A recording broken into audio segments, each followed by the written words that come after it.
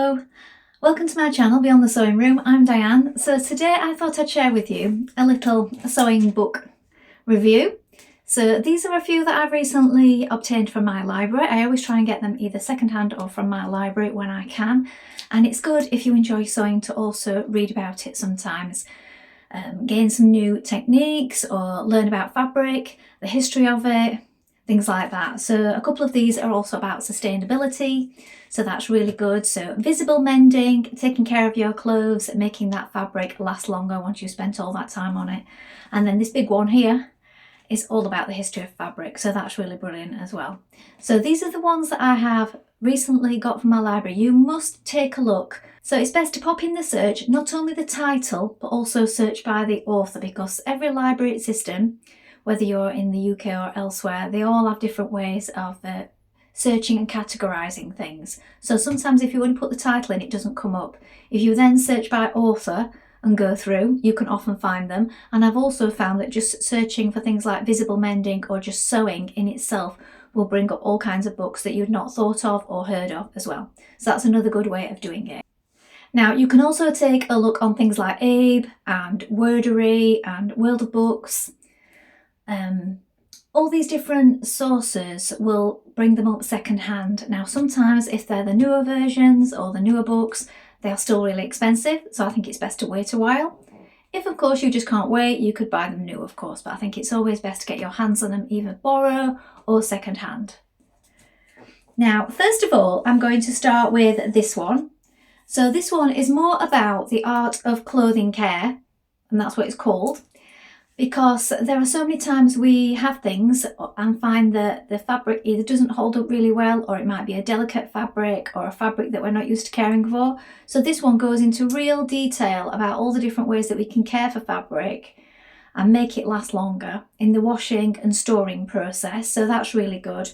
But then it also does have a little bit further on about different stitches and visible mending. Now, visible mending is one that features quite heavily in the next book that I'm going to show you.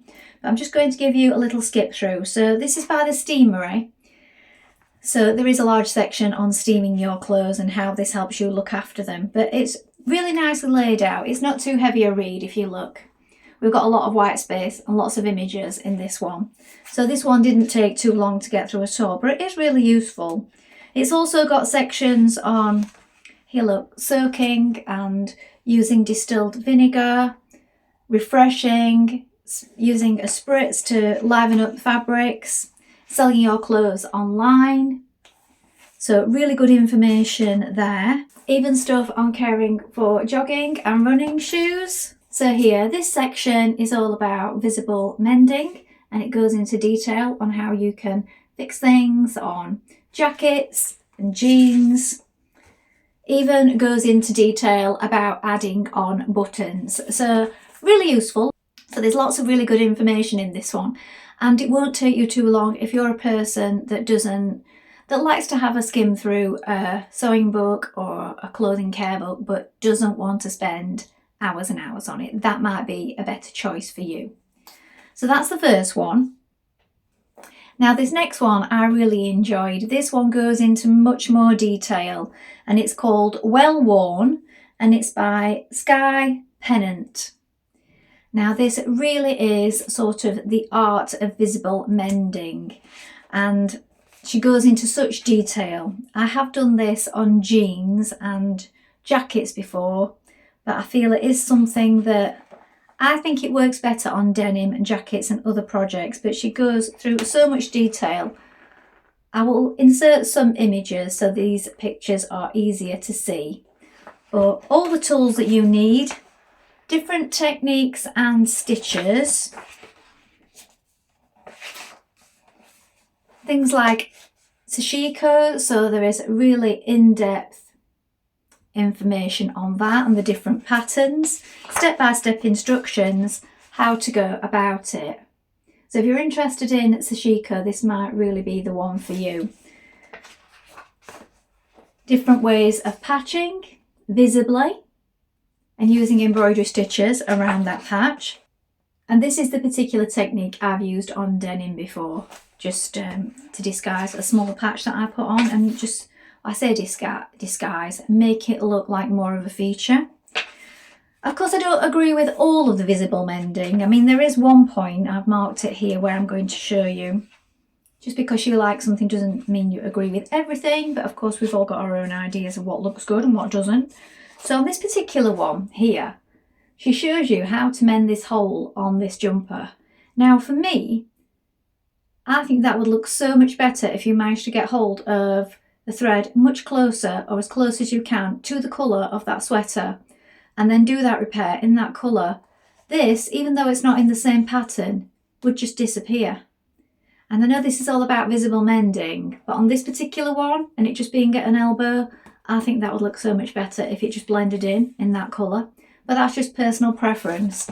She is showing you how to do it, so it's her preference to have all these fixes and these mends showing. That is the whole sort of premise of the book. See, on denim, I think it works much better, but you might have different thoughts on that. So she doesn't just do it on denim. I mean, there is another place. It's on a jacket, a leather jacket back here. I'll show you this one. And again, it's just not for me. On this one, I don't particularly like this one, but there's lots of others in the book that I do like. So yeah, I find that one a little bit odd, especially on the collar, just there.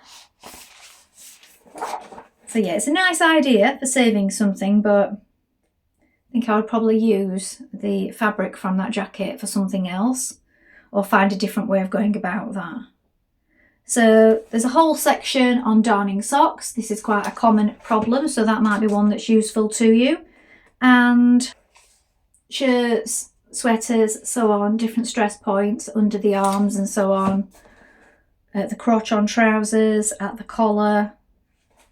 Really detailed information on fixing knitted items. So a really good, well worth a read. I sat and read this one from cover to cover. I love her information. I love all the instructions and details that she'd gone into. It's just a couple of the fixes that just weren't to my taste, but we're always going to get that, aren't we? So that's that one. Now, while we're on the subject of mending, that is something that I do like to do when I can, especially with handmade things that we spent a lot of time on. And in the past, I've made lots of bags over the years. Some that I've sold, some that I've given out for gifts, and others that I keep for myself. And this particular one that I'm going to show you now, I've actually changed it up a couple of times because one of these stripes has been replaced because the one here, the fabric that I'd used was quite thin and it had started to go thin.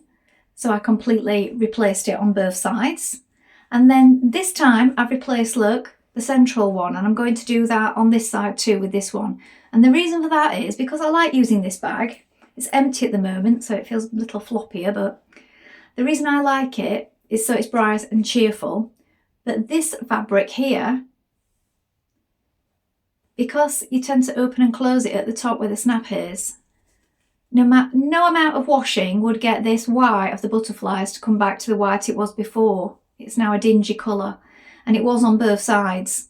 So what I've decided is I had some of this, small amounts of this fabric left over from a project I did for work. And this, I don't follow trends, but this apparently is still in this season. I just tend to work with what I like, but I did have some from a work project. So I've replaced the stripe on this side in the centre, and I'm going to replace this one on this side. Now, normally I would take the whole thing apart, but this time I've just managed to get by opening it up and just working my way through under the machine. It was a bit trickier, but it saves taking the bag apart. And yeah, I'm going to replace that one with another one so that we've got this effect in the middle. And then I can go on using that. I've also got this fabric here on the underside of the strap, which is quite thin, and a little bit of this print left, so I might do that on the underside of the strap as well. This won't take me long. You might think that's a bit of a faff, but I'd rather keep things going, especially when I've made them myself, and I do like this bag. I mean, these stripes may get changed again in future, just to keep it fresh and just give it a new look for me and keep the bag going. So that's what I'm going to be doing with that. So that's a mend that I started yesterday, and I will finish that later today. Now on to the next book. So this one is a real big one. So it's a history book. So this is Fabric, The Hidden History of the Material World, and this one is by Victoria Finlay. Now I would suggest at the beginning, some of you might do this sometimes. There's maps in the front as well. I always love that because it's going across the world. Fabric history. Now there's an introduction at the front, and some of you, I do this sometimes, skip the introduction. I mean, sometimes the introduction or foreword is written by somebody else. On this occasion it's written by the author, and it's got a really touching part about her parents in it and her journey in fabrics, fabric history, and her personal history with it, and why she was inspired to write this book. I really found that really lovely, the introduction part, so please don't skip it. Now this book goes into detail on different sections about all different fabrics. So we've got bark cloth, we've got tappa here, cotton, goes through to wool. There is so much detailed information in this one. There are a few images in the centre in colour about different fabrics and different themes that she's been talking about in the different chapters. And then it also goes on to linen and silk, and then patchwork at the back. So this one is a little bit more in depth, so allow yourself plenty of time for this one. I'm going to just let you know how many pages there are in total because I can't remember now. 454. So at my library we do get them for 3 weeks, so if you're planning on getting this one and you're getting it from the library, you will need a little longer for that one. As I said, the other two were pretty quick reads. The first one I got through in no time at all, and the second one was just a good afternoon reading.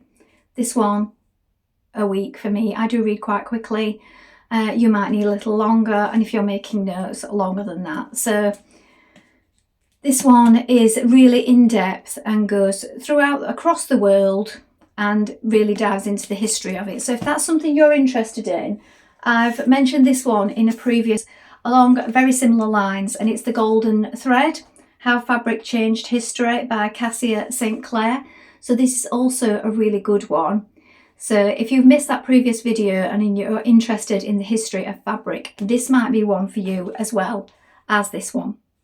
So really good books, and if you're interested in the history of craft and fabrics rather than just the making part, these might really be for you. So I hope that was helpful. Now before I go, I'm just going to mention what I'm wearing because I always forget to do it, and then people ask me and I have to backtrack and try and remember what I had on that day. So this is a sweatshirt in fabric. You may not be able to see, I'll bring a bit close, but it's got all different coloured speckles going through it. And the pattern that I use for this one is this McCall's pattern. And I did view A, but I do have to say I made this so much smaller than the pattern, because even the smallest size on this one is really big and oversized. I think it's meant to be, but for me, it comes out big. So I end up taking a load out the side and a load up the sleeve and just making it smaller. So that's what I did on this one. As you can see, you can also make it with the hoodie. I have made it with the hoodie before, but it is a very generous fit. If I look on the back, I'll let you know. The finished garment measurements for a small are a 42. So yeah, I think it's sort of a unisex one, this one. So I hope you enjoyed that today. Please let me know in the comments below if there are any books that you think I might enjoy around sewing and the history of sewing, and I look forward to hearing from you. Thank you so much for watching. Remember to like and subscribe, leave a comment, and I've also found you can hype the video as well now. There's like a promote button underneath. I don't know whether I'm allowed to mention that actually, but I'm doing this in all the nuisance if you're not supposed to, but it is there. I've just had a notification from YouTube, and if you want to promote the video, apparently you just click on that. Thank you so much, and I will be back soon.